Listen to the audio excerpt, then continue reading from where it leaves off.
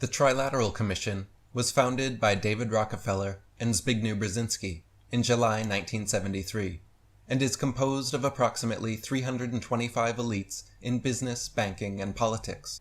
The Trilateral Commission is propagated as being an economic cooperation between America, Europe, and Japan, but in reality is another secretive society and organization, this one specializing in creating the trilateral economic interdependence necessary to bring in the New World Order system of world currency and world governance. They are setting up the framework and power structure necessary for these multinational banks and corporations to assume total control, dominating the world's populations, governments, and economies. Alex Christopher wrote, "The Trilateral Commission is an international organization founded by David Rockefeller, who also had a part in the founding of the Council on Foreign Relations, and who is chairman of the board. The Trilateral Commission is the Illuminati's attempt to unite Western Europe's common market, Japan, Canada, and the United States into an economic and political confederacy. What they couldn't do through the political side of the Illuminati, Council on Foreign Relations, they are now trying through the economic approach." Anthony Sutton wrote, "The Trilateral Commission was founded by the persistent maneuvering of David Rockefeller and Zbigniew Brzezinski. Rockefeller, then chairman of the ultra-powerful Chase Manhattan Bank, a director of many major multinational corporations and endowment funds, has long been a central figure in the mysterious Council on Foreign Relations.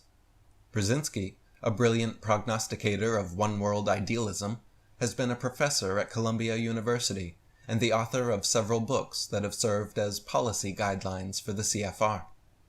Brzezinski served as the Trilateral Commission's executive director from its inception in 1973 until late 1976, when he was appointed by President Carter as Assistant to the President for National Security Affairs.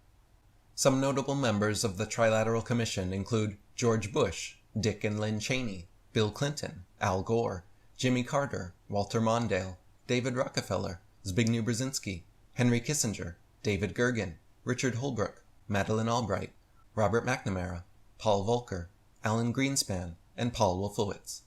U.S. Senators Dianne Feinstein, Robert Taft Jr., Charles Robb, William Cohen, and John Glenn. Congressmen, ambassadors, secretaries of Treasury, State, and many other political figures are trilateralists. There are also many banking institutions represented at trilateral meetings, including the European Central Bank, World Bank, IMF, the Federal Reserve, Chase Morgan, Citibank, Bank of America, Bank One, Bank of Tokyo, Bank of Japan, and more. Also, plenty of multinational corporate interests are represented, including Fuji Xerox, Goldman Sachs, AIG, ExxonMobil, Shell, Chevron, Texaco, Sony, Samsung, Comcast, Time Warner, Carlyle Group, Levi Strauss, Daikin, Sara Lee, GE, GM, Ford, Chrysler, Toyota, Mitsubishi, Johnson & Johnson, IBM, Boeing, and Citigroup. Laurie Strand wrote, "Many of the original members of the Trilateral Commission are now in positions of power where they are able to implement policy recommendations of the Commission.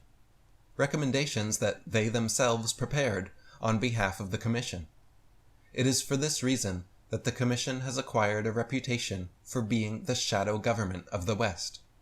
The Trilateral Commission's tentacles have reached so far in the political and economic sphere that it has been described by some as a cabal of powerful men out to control the world by creating a supranational community dominated by the multinational corporations."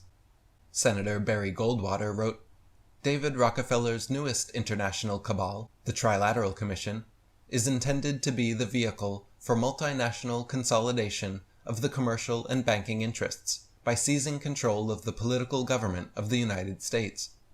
The Trilateral Commission represents a skillful, coordinated effort to seize control and consolidate the four centers of power: political, monetary, intellectual, and ecclesiastical. All this is to be done in the interest of creating a more peaceful, more productive world community. What the Trilateralists truly intend is the creation of a worldwide economic power superior to the political governments of the nation-states involved. They believe the abundant materialism they propose to create will overwhelm existing differences. As managers and creators of the system, they will rule the future. During the birth of the Trilateral Commission was the U.S. Carter administration, which was full of members.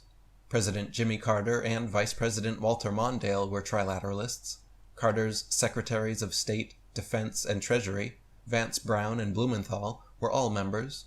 Carter's National Security Advisor Zbigniew Brzezinski co-founded the commission, and on top of that, Carter placed 26 other members into senior administrative positions.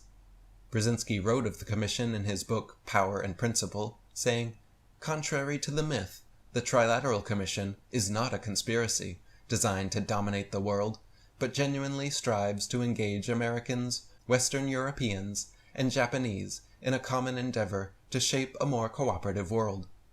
In the same book, he wrote, all the key foreign policy makers of the Carter administration had previously served in the Trilateral Commission.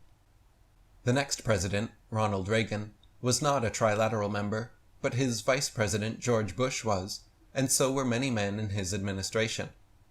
After Reagan was 8 years of Bush the trilateralist, then 8 years of Clinton the trilateralist, both of whom appointed dozens of other members to high-level positions.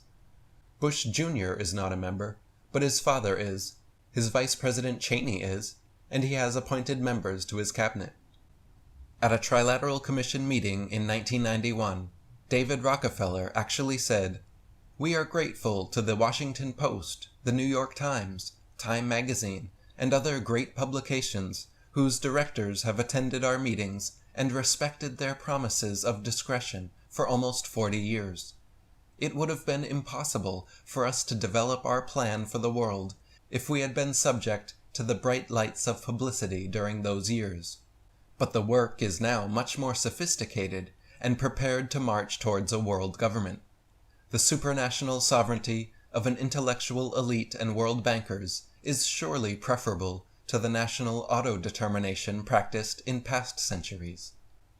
Dr. Johann Koppel said, "The interests behind the Bush administration, such as the CFR, the Trilateral Commission, and the Bilderberg Group, have prepared for and are now moving to implement open world dictatorship within the next 5 years. In 1983, I warned of a takeover of world governments being orchestrated by these people. There was an obvious plan to subvert true democracies, and selected leaders were not being chosen based upon character, but upon their loyalty to an economic system run by elites and dedicated to preserving their power. All we have now are pseudo-democracies."